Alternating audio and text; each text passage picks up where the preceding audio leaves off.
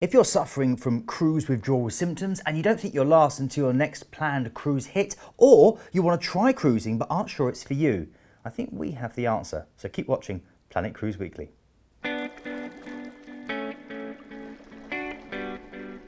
Hello and welcome to Planet Cruise Weekly, episode 33. Today is mini cruises, and once again you're joined by myself, Keith, and Glenn. Hello, how are you? And this is a bit of a trending subject for you because you just got back from a mini cruise. I have, yes. I can't afford to do the big ones, so I just do the little cruises. And we just went out for a little mini honeymoon just for 2 days on Oriana, so it was really nice. We're going to answer first of all the question that may be on some people's lips: what is a mini cruise? And very simply, it pretty much does what it says on the tin. It does. Glenn's basically explained it there. Technically, it's a cruise that's under 7 days. They tend to be between 2 to 4 days in length, and they tend to feature maybe 1 to 2, sometimes 3 ports of call if you're very, very lucky. You have to be lucky, but yes, that's true. You get everything from a cruise ship has to offer, but just in a shorter package. So you get world-class entertainment, delicious cuisine, your choice of cabin, fitness centres, spa, pools, shore excursions, and of course the chance, like we did, to make new friends. Now, there are many mini cruises that leave from different parts of the world. Of course, there are many that leave from the US ports over in Miami and Fort Lauderdale and New York.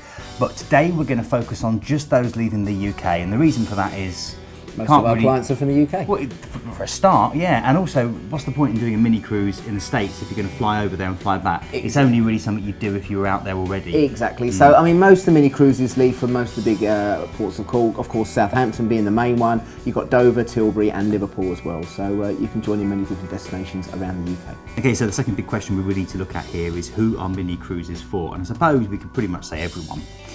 But it would suit particular people. So for a start, if you are new to cruising, you've never cruised, you want to dip your toe in, you're a little bit unsure, maybe... No, you can't dip your toe in. Why can't you That's dip why your you're toe on a ship. I mean, I'm talking kind of, metaphorically. Metaphorically. Dip your toe into the destination. Lovely, okay. Particularly because it's a shortened version of it and you're getting that experience but in a condensed package. It's also good if you maybe want to try a different cruise line. So maybe you've done 2 or 3 cruises, you've always gone with a certain line and you want to try somebody different and see what they have to offer. You can, and again, they represent really excellent value for money. I mean, the cruise we've just done, I think we paid £170 for the 2 nights, which is cheaper than most hotels anyway. The other thing it's good for is Christmas shopping. There are several mini cruises that get offered by a variety of different companies that can take you out to Christmas markets. And because you're sailing from the UK and coming back to the UK, there's no worries there with luggage. So you can go and buy and bring them all back. So a really good Christmas shopping idea. And it's a really good way, and I'm sure you'll agree with this, I don't know if you found this on the one you did last week, Glenn, but it's a really good way of inviting people together, coming together and having a celebration on board. Yeah. So, be it a stag or a hen party, be it a special birthday, like your 50th coming up soon, loads of different ways of actually celebrating as a group. Cruise directors as well, as Keith will know, as he was a former cruise director, they normally pack their best entertainment into that short cruise as well, so you get to see some of the best shows, which is really great for you guys. And also, we think that mini cruises offer a really good option for families, particularly if you're in the half term. Fit to the scene, I know my 3 little girls. You've only got 7 days off, and you know it's going to take kind of a day to get ready back for school, and you need a day to unwind after school. You don't want to take them out of school.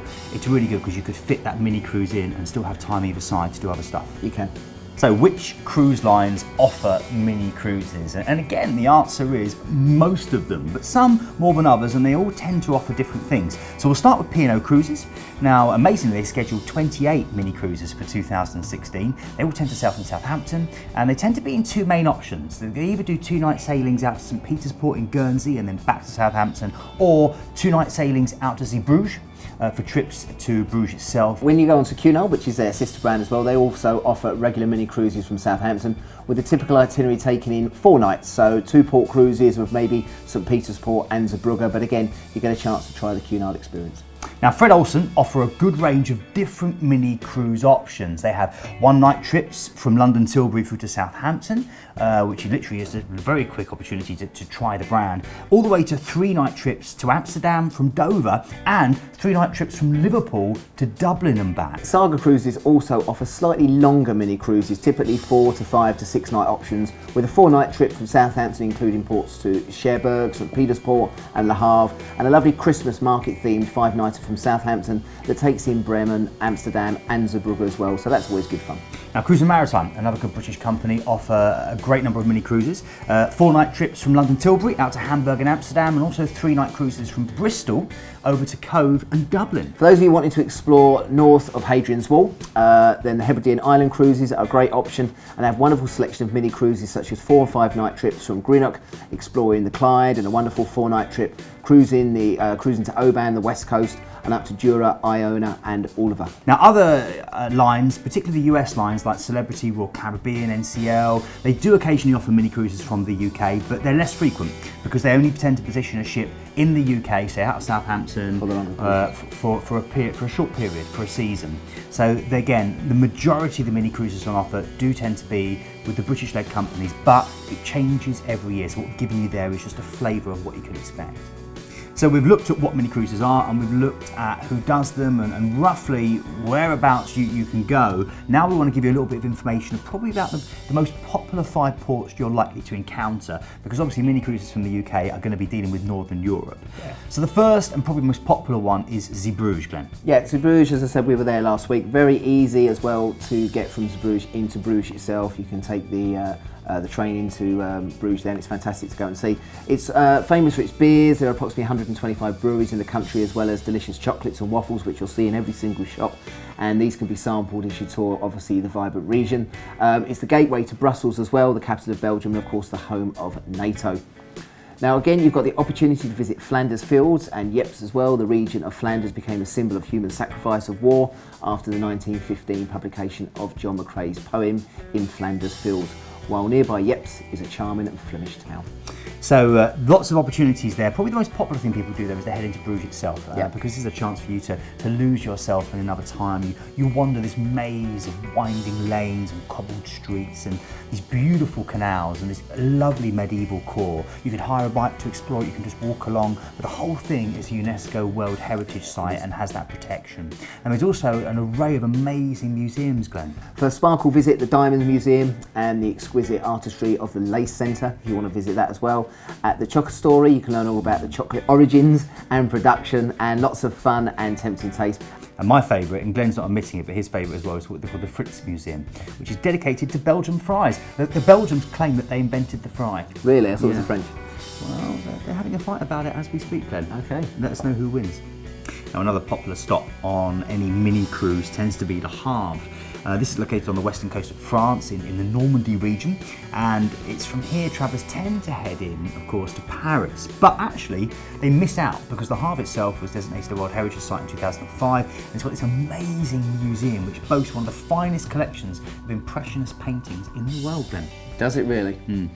Yeah, I would head into Paris, okay? And again, if you do head into Paris, you've not only got the Eiffel Tower, which is the tallest building in Paris, you've got the Champs-Élysées, which boasts luxury speciality shops, cafes, and of course the Arc de Triomphe, the world's largest triumphant arch.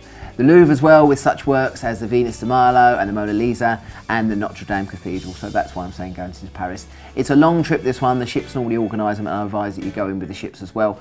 Now, if that's not your cup of tea, there are other options. Another popular one to do is to go and visit the D-Day beaches and the American Cemetery, and of course look there at the history of the D-Day landings and honour some of the soldiers, of course, that gave up their lives during World War II.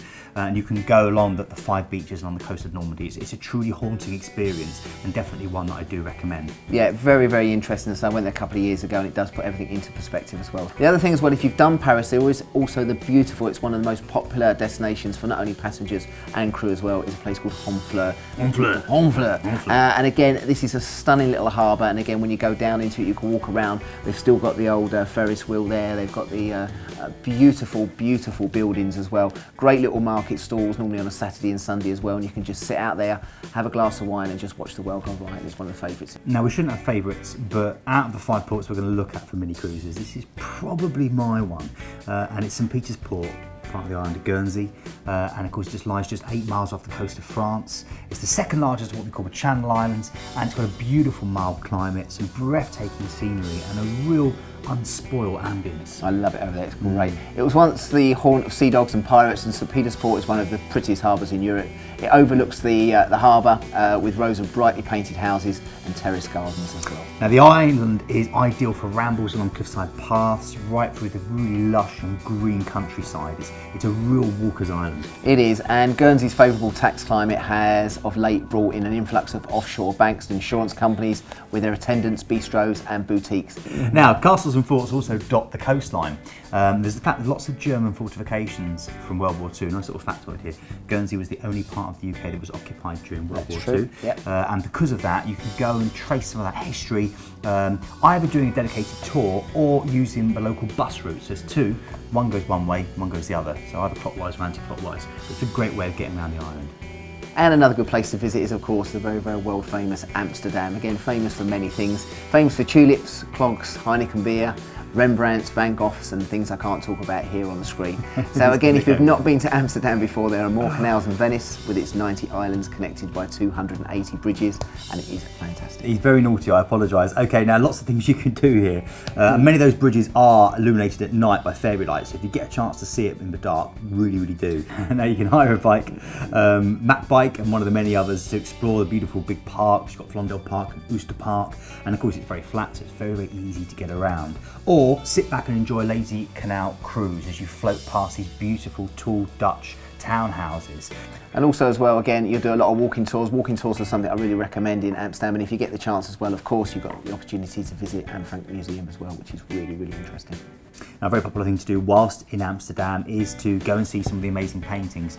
Lots of the world's most influential artists, particularly from the 20th century, painted or came from here. So Vincent van Gogh is one of the real obvious ones, and you can go and see his work, and even the famous sunflowers still life. Also, if you get a chance to go out to Keukenhof as well, that's where the tulips are, and that's a really good half-day excursion.